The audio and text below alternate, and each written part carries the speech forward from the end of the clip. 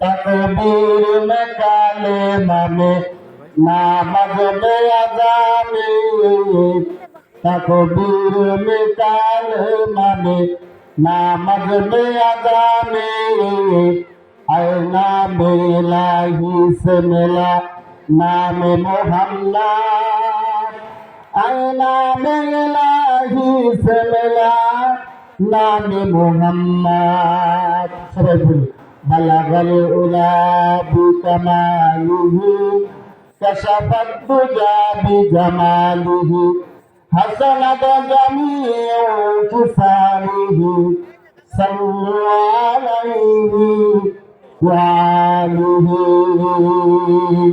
अल्हम्दुलिल्लाह सुम्मा अल्हम्दुलिल्लाह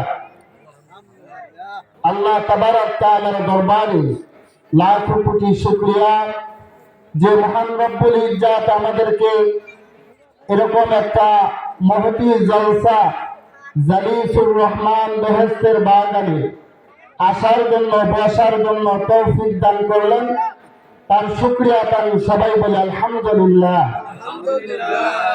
আলহামদুলিল্লাহ এমন একটা শব্দ যে আলহামদুলিল্লাহ পাঠ করলে আমার মহান রব্বুল আলামিন পরওয়ারদিগার আমাদের রব খুশি হয়ে যান সুবহানাল্লাহ আমাদের রব কে আল্লাহ আল্লাহ আমার রব এই রবই আমার সব আল্লাহ আমার রব এই রবই আমার সব দমে দমে তনু মনে তারি অনুভব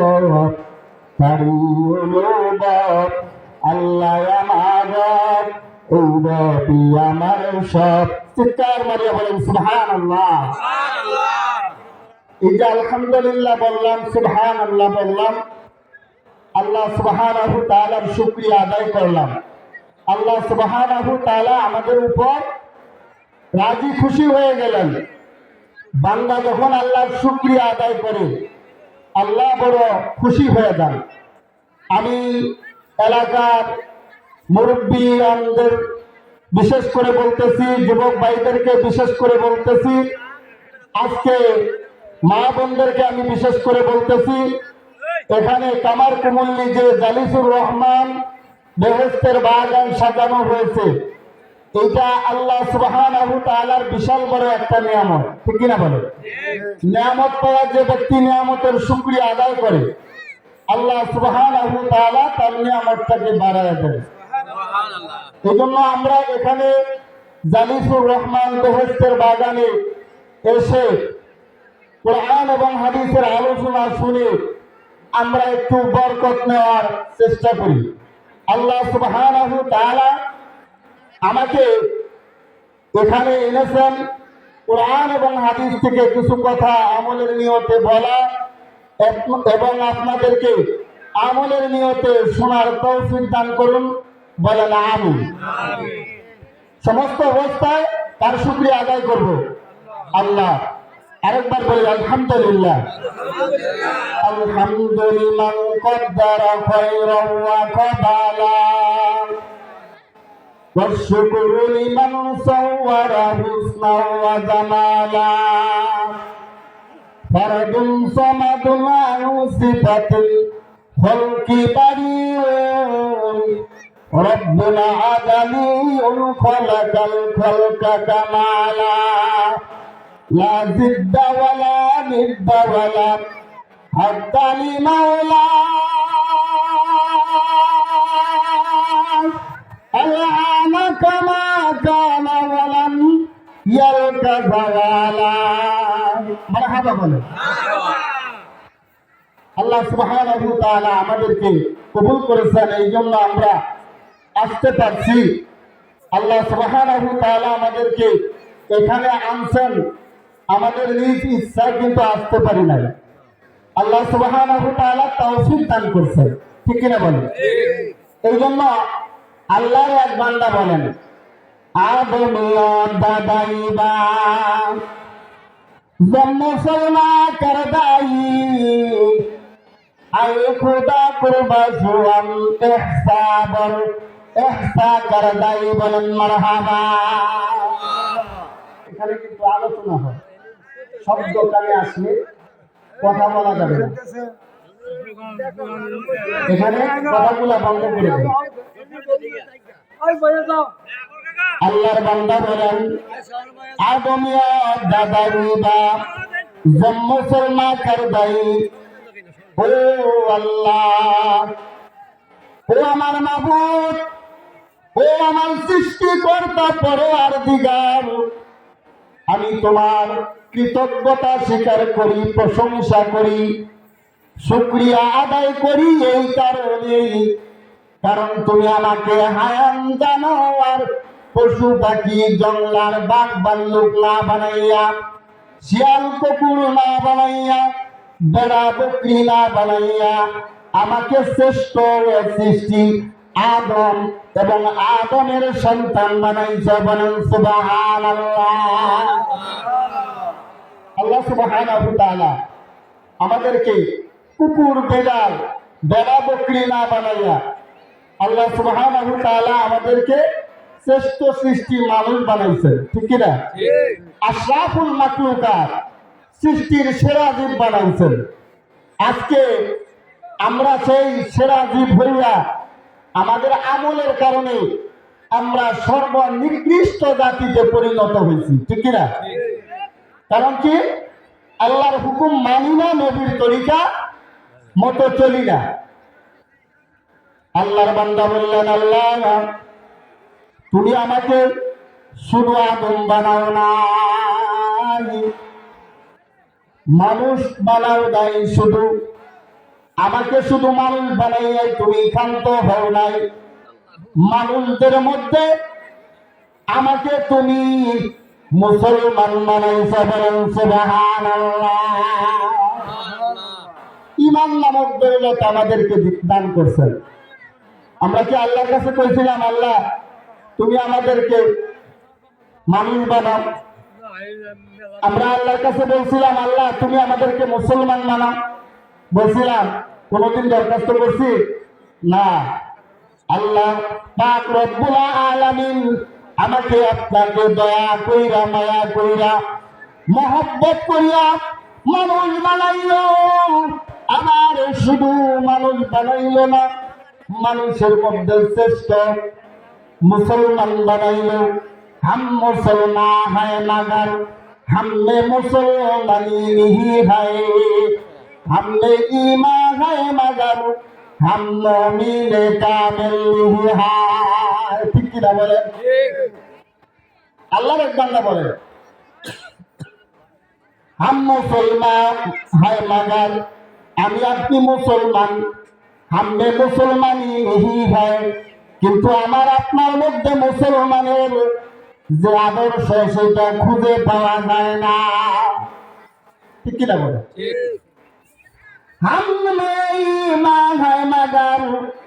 আমার আপনার মধ্যে কিছু না কিছু ঈমান আছে। হাম মুমিনে কামিল নেহি হয়, কিন্তু আমি আপনি পরিপূর্ণ মুমিন নয়। ঠিক কিনা বলে? আমি আপনি মুমিন কিন্তু পরিপূর্ণ মুমিন নয়। আমার আপনার মধ্যে ঈমান আছে কিন্তু পরিপূর্ণ ঈমানদার আমরা এখনো হইতে পারি নাই। আমরা যে পরিপূর্ণ ঈমানদার হইতে পারি নাই, তারপরেও যে আল্লাহ সুবহানাহু ওয়া তাআলা আমাকে আপনাকে মুসলমান বানাইছে, মুমিন বানাইছে, এটা আল্লাহ পাকের দরবারে অনেক বড় পাওয়া। ঠিক কি না বলো? কারণ আমাকে ইয়াহুদি বানাইতে পারতো, নাসারা বানাইতে পারতো, খ্রিস্টানের ঘরে আমার জন্ম হইতে পারতো। আমার আল্লাহ দয়া কইরা মায়া কইরা মানুষ বানাইলো, আবার মুসলমান বানাইলো, আবার শুধু মুসলমান বানায় ক্ষান্ত হয় নাই, এমন একটা নবীর উম্মত বানাইলো যে নবীর সুপারিশ ছাড়া অন্য নবীরাও জান্নাতে যাইতে পারবে না। বলেন মারহাবা। ওই নবীর সুপারিশ ছাড়া কোন নবীরাও জান্নাতে যাইতে পারবে না। সেই নবীর উম্মত বানাইছে কোন নবী?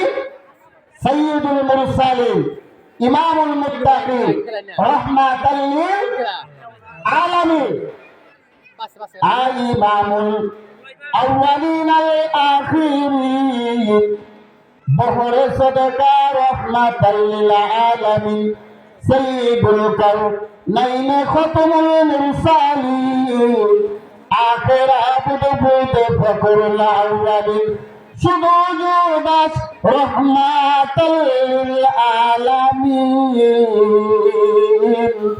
মসজিদে শুধু हमारा ये जमीन চিৎকার মারিয়া বলেন সুবহানাল্লাহ। আমার নবী সাধারণ নবী না রে বাবা, ওই নবী এই জগতের জন্য রহমত, আসমানের জন্য রহমত।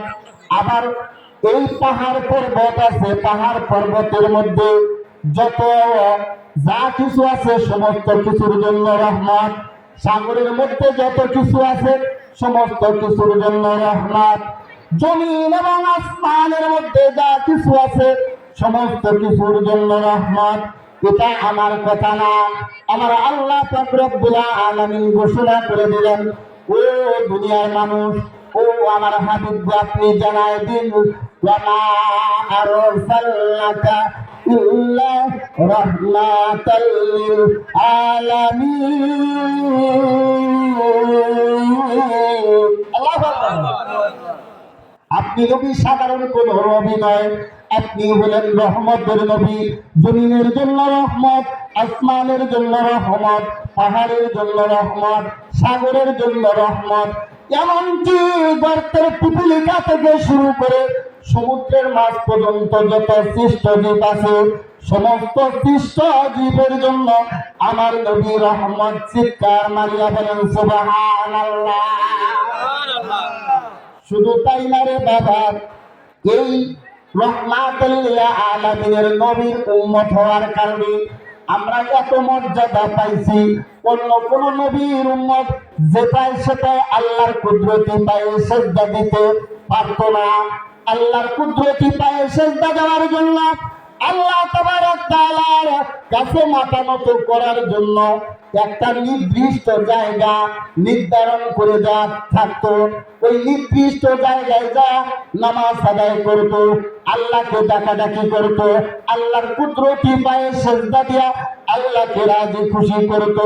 কিন্তু আমার আল্লাহ পাক রব্বুল আলামিন এই শ্রেষ্ঠ নবীর উম্মত হওয়ার কারণে এমন দামি বানায় দিল, সমস্ত দুনিয়াটা আমাদের জন্য মসজিদ বানায় দিল। বলেন মারহাবা। এই দুনিয়ার যেখানে আমরা নামাজ আদায় করি না কেন আল্লাহ সুবহানাহু ওয়া তাআলা কবুল করে নেবেন। সুবহানাল্লাহ। এটা কোন নবীর জন্য?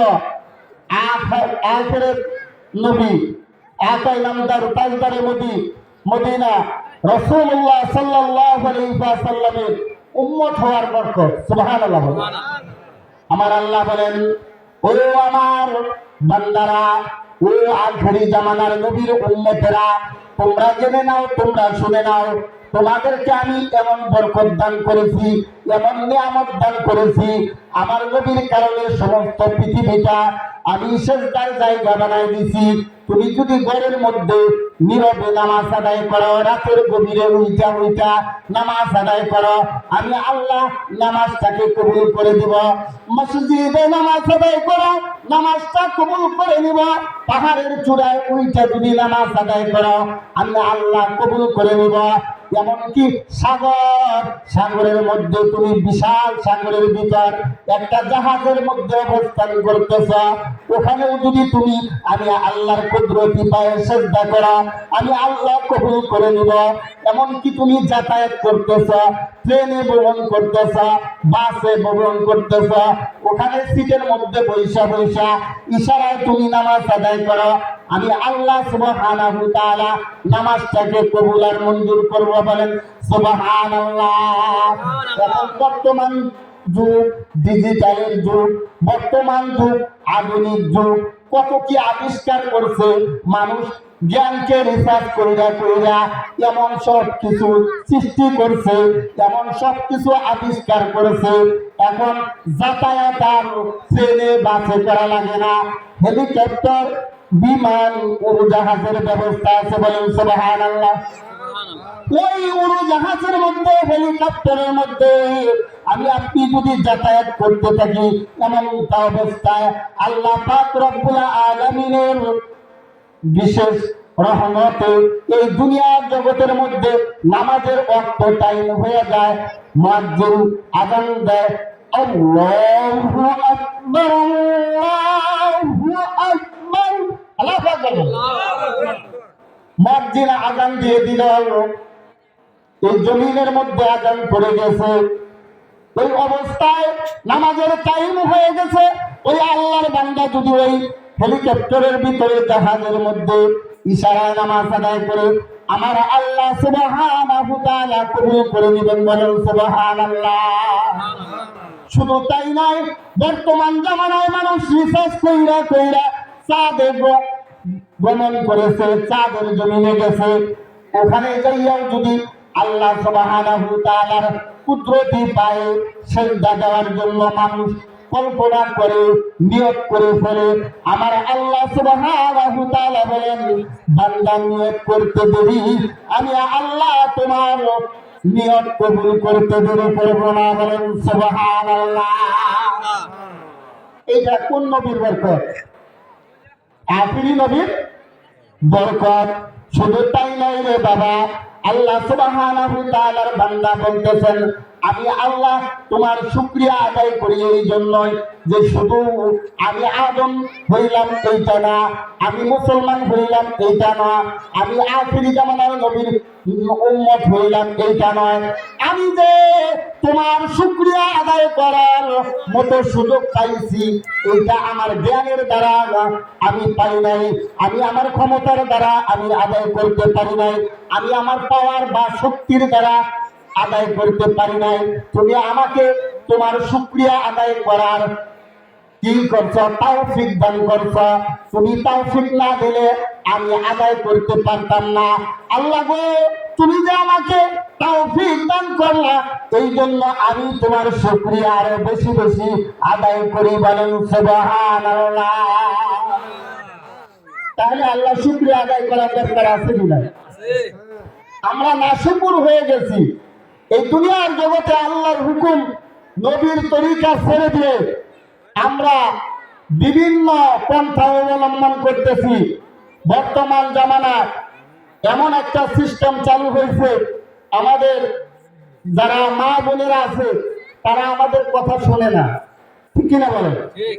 আমাদের কথা তারা মানে না। তার কারণ কি? তারা কোরআন ছেড়ে দিয়েছে, তারা আল্লাহর নবীর আদর্শ ছেড়ে দিয়েছে, বিভিন্ন খ্রিস্টান বিধর্মীদের আদর্শে আদর্শিত হইয়া আজকে বাস্তব জীবন বাস্তবায়িত করতেছে, যার কারণে তারা আজকে ইসলামের মধ্যে নাই, ইসলামের বাহিরে চলে গেছে, ঠিক কিনা? আমাদের মা বোনেরা যেহেতু বাড়ির উপর সভা, মা বোনদের সম্পর্কে কিছু কথা না বললেই নয়। বর্তমান ডিজিটাল যুগে আমার মা বোনেরা যেরকম ভাবে মোবাইল নিয়ে ব্যস্ত, ওইরকম যদি আল্লাহর কোরআন নিয়ে ব্যস্ত থাকতো, আজকে বাংলার জমিন সোনার জমিন হয়ে যেত, ঠিক কিনা বলেন? আজকে কোরআন ছেড়ে দেওয়ার কারণে আমরা লাঞ্ছিত, অপমানিত, অবহেলিত। আমাদেরকে ইয়াহুদি নাসারা যে আদর্শ দুনিয়ার জগতে বাস্তবায়িত করতেছে, তারা আমাদেরকে ভুলায় ফেলছে, তাদের আদর্শে আদর্শিত হইতেছি। আজকে বর্তমান জামানায় টিকটক কইরা কইরা আমাদের সন্তানগুলা নষ্ট হয়ে যাইতেছে, ঠিক কিনা বলেন? কারণ কি? আমরা কোরআন ছেড়ে দিয়েছি। মুসলমানের সন্তান কখনো টিকটক করতে পারে না। আজকে ভাইরালের নিশায় করিয়া আজকে মুসলমানের সন্তান হইয়া পর্দা ছেড়ে দিয়ে যেমনে ইচ্ছা তেমনে চলতেছে। আজকে আমরা যদি এর প্রতিবাদ না করি, তাদেরকে না ফিরাই, আমাদেরকে নিয়ে জাহান্নামে চলে যাবে, বলেন নাউজুবিল্লাহ। আল্লাহ পাক রব্বুল আলামিন আমাদেরকে দুনিয়াতে পাঠাইছেন তার প্রতিনিধিত্ব করার জন্য, ঠিক কিনা বলেন? সংক্ষিপ্ত একটা জিন্দেগি দিয়া ৬০-৭০ বছর জিন্দেগি দিয়া দুনিয়াতে পাঠাইছেন, ঠিক কিনা বলেন? আল্লাহ সুবহানাহু ওয়া তাআলা বলেন, ও বান্দা তোমাকে আমি 60-70 বছর জিন্দেগি দিয়া পাঠাইলাম, কেন পাঠাইলাম জানোনি? আমি আল্লাহ সুবহানাহু ওয়া তাআলা পবিত্র কোরআনের মধ্যে বর্ণনা করে দিলাম, আল্লাযী খালাকাল মাউতা ওয়াল হায়াতা লিয়াবলুয়াকুম আইয়ুকুম আহসানু আমালা। আল্লাহু আকবার।